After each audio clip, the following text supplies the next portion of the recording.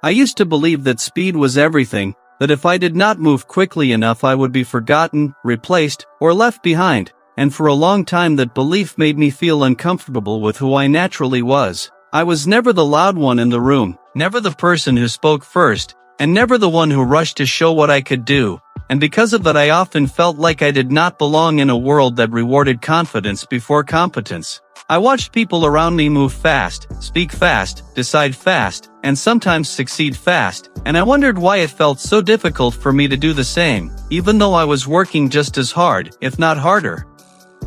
There were moments when I tried to change myself, when I tried to speak before I was ready, act before I understood things fully, and move just to prove that I was not slow, but every time I did that it felt wrong, forced, and exhausting.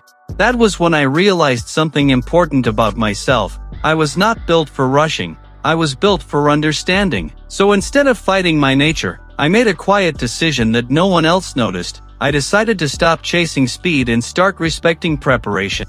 I told myself that I would no longer move just because others were moving, and I would no longer speak just to be noticed, and if that meant being invisible for a while, I was willing to accept that.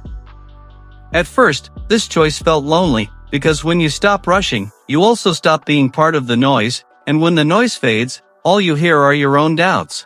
I questioned myself often, especially on days when I saw others getting opportunities, recognition, or praise while I was still working in the background, unseen and unacknowledged. But during that time, something important was happening. I was learning without pressure, practicing without fear, and improving without comparison. I started paying attention to details that most people skipped. I asked deeper questions, I listened carefully instead of waiting to speak, and slowly I began to understand things at a level that surprised even me. While others were busy trying to be impressive, I was trying to be accurate, and while others wanted fast results, I wanted strong foundations. There was no applause for this kind of work, no instant validation, and no clear sign that I was doing the right thing. But there was a quiet confidence growing inside me that told me to keep going. Time passed, and something interesting happened. The same people who once seemed so far ahead began to slow down. Some became confused, some became tired, and some realized that the success they rushed toward was not as stable as they expected. I did not feel happy about that, but it showed me something important. Speed without direction eventually leads to burnout.